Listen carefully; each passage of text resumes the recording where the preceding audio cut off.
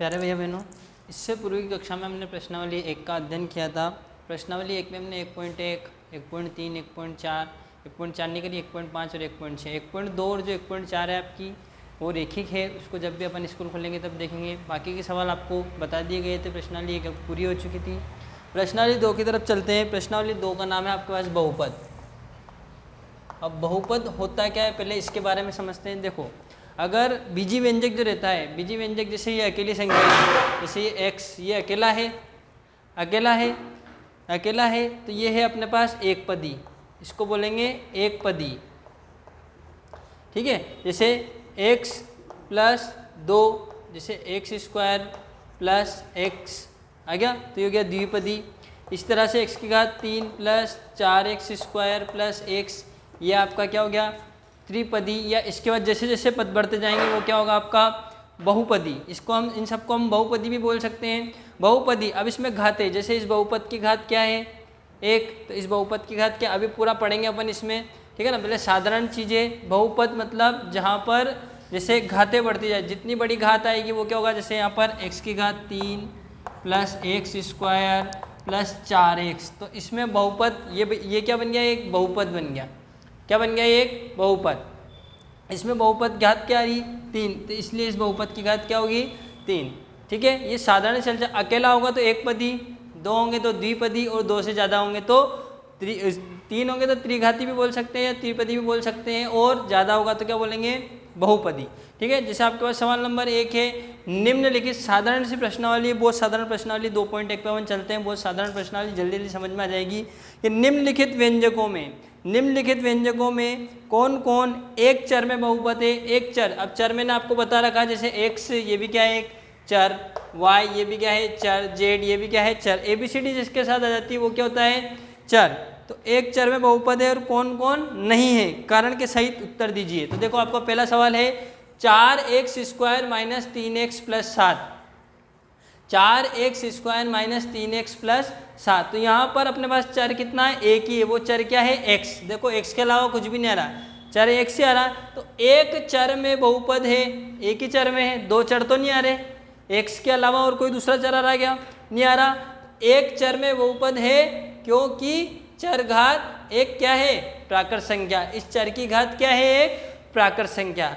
ठीक है, चर की घात क्या होनी चाहिए, प्राकृत संख्या होनी चाहिए। प्राकृत संख्या में पता ही है प्राकृत संख्या कहाँ से चालू होती है, 1 से चालू होती है और अनंत तक जाती है, और पूर्ण संख्याएं 0 से चालू होती है और अनंत तक जाती है। तो 4x² माइनस 3x प्लस 7 यहाँ पर एक चर में बहुपद है क्योंकि चर एक ही है। एक चर में बहुपद है क्योंकि चर की घात क्या है एक प्राकृत संख्या है। क्लियर।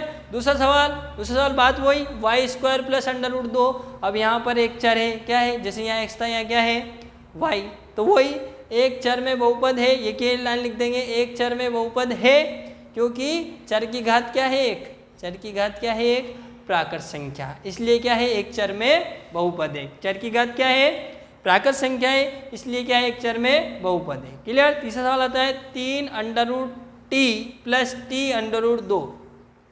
तो यहाँ जो चर है वो क्या है t, जैसे यहाँ चर था x, यहाँ चर था y, यहाँ चर क्या है t। तो एक चर में बहुपद नहीं है। क्यों नहीं है, क्योंकि जो t है इसकी घात क्या है प्राकृत संख्या नहीं है। भिन्न के रूप में अगर अपन √t को लिखना चाहे तो ऐसे लिखेंगे t की घात 1/2। इस √t को लिखना चाहे तो क्या लिखेंगे t की घात 1/2।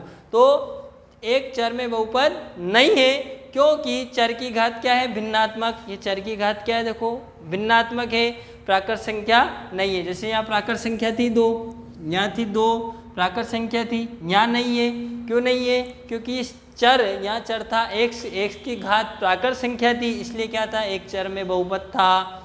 यहाँ भी y की घात 2, तो ये क्या थी एक चर थी, इसलिए बहुपद था। अब यहाँ क्यों, क्योंकि ये क्या है भिन्नात्मक है, भिन्न के रूप में, तो एक चर में बहुपद नहीं है। अगला सवाल आता है अपने पास y प्लस 2/y, यह एक चर में बहुपद नहीं है, है ही नहीं, ये भी क्या है एक चर में बहुपद नहीं है। अगला आता है x की घात 10 प्लस y की घात 3 प्लस t की घात 50।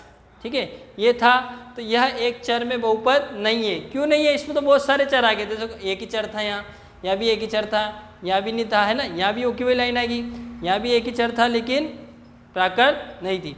और यहाँ पर क्या था, x की घात 10, y की घात 3 और t की घात 50, 3 अलग अलग चर आ गए। यह एक चर में बहुपद नहीं है, जबकि 3 चर में बहुपद है। एक चर में तो नहीं है, कितने चर में, 3 में है कि 3 चर हो गए x y t, है ना। तो एक चर में बहुपद नहीं है जबकि 3 चर में बहुपद है। ये था आपके पास सवाल नंबर 1। सवाल नंबर 2 आता है अपने पास कि सवाल नंबर 2 आता है निम्नलिखित में प्रत्येक में एक्स स्क्वायर का गुणांक ज्ञात कीजिए। थोड़ा सा समझना है इसको आप कि गुणांक होता क्या है, गुणांक को थोड़ा सा समझेंगे। जिस तरह से मैंने एक समीकरण लिख दिया आपके सामने, एक बहुपद लिख दिया कि 4x स्क्वायर x की घात 3 plus 3x square plus 4x plus 4। अब वो कह दे इसमें x क्यूब का गुणांक क्या है, x की घात 3 का गुणांक। तो जिसका भी गुणांक पूछे उसको छुपा दो। उसने कहा x क्यूब का गुणांक, तो x क्यूब को छुपा दो। क्या बचा, 4 बचा। तो x क्यूब का गुणांक क्या आ गया, 4। उसी तरह वो कह दे x स्क्वायर का गुणांक, x स्क्वायर को छुपा दो, क्या आ गया, 3। वो कह दे x का गुणांक, तो x को छुपा दो, 4। और कहते अचर पद, अचर पद क्या आ गया, 4। क्लियर है। तो आपके पास सवाल नंबर 2 है कि एक्स स्क्वायर का गुणांक ज्ञात कीजिए, 2 plus x square plus x. अब एक्स स्क्वायर का गुणांक ज्ञात करना है तो एक्स स्क्वायर को छुपा दो, कुछ बचा, कुछ भी नहीं बचा, मतलब क्या है, 1। तो एक्स स्क्वायर का गुणांक क्या आ गया, 1 आ गया। 2 minus x square plus x cube, x square का गुणांक ज्ञात करना है तो एक्स स्क्वायर को छुपा दो, क्या बचा, माइनस और कुछ भी नहीं बचा, तो क्या आ गया, माइनस और 1। क्लियर। फिर है पाई बटा 2 एक्स स्क्वायर प्लस 1। वापिस एक्स स्क्वायर का गुणांक ज्ञात करना है, एक्स स्क्वायर को छुपा दिया, क्या बचा, पाई बटा 2।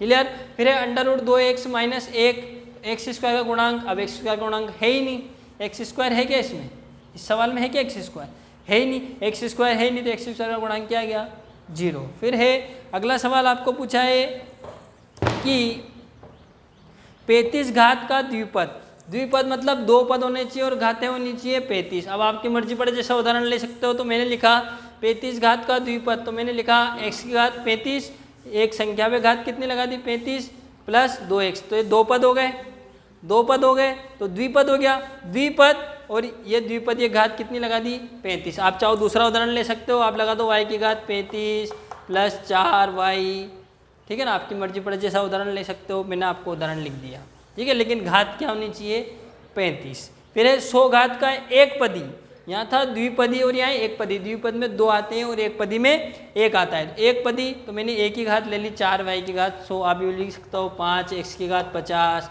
6 p की घात 60, है ना, कुछ भी उदाहरण ले सकते हो। तो मैंने उदाहरण लिख दिया। यह था आपका सवाल नंबर 3।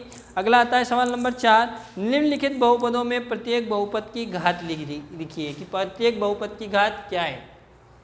बहुपद की घात क्या होती है, जो सबसे बड़ी घात होती है उसको ही बहुपद माना जाता है। जो सबसे बड़ी घात होती है, जैसे 5x की घात 3 plus 4x square plus 7x, एक ही चर है, और सबसे बड़ी घात क्या है, 3, तो बहुपद की घात क्या आ गई, 3। फिर है 4 माइनस वाई स्क्वायर, तो सबसे बड़ी घात क्या है, 2, तो बहुपद की घात क्या आ गई, 2। क्लियर। फिर 5t माइनस अंडर रूट 7, बहुपद क्या था, t, बहुपद की घात क्या है, 1। 3 क्या है, एक संख्या है, अचर पद है, चरपद तो है ही नहीं, तो बहुपद की घात क्या आ गई, 0। X square plus x. अब आता था अपना, ये सवाल नंबर 4 था, ठीक है। अब आता है सवाल नंबर 5, बताइए कि निम्नलिखित बहुपद में कौन कौन बहुपद रेखिक है, कौन द्विघाती और कौन त्रिघाती है। जिस पर घात नहीं होगी, जिस पर कोई घात नहीं होगी वो तो होगा रेखिक, जिस पर 2 घात होगी वो होगा द्विघाती, जिस पर 3 घात होगा वो त्रिघाती।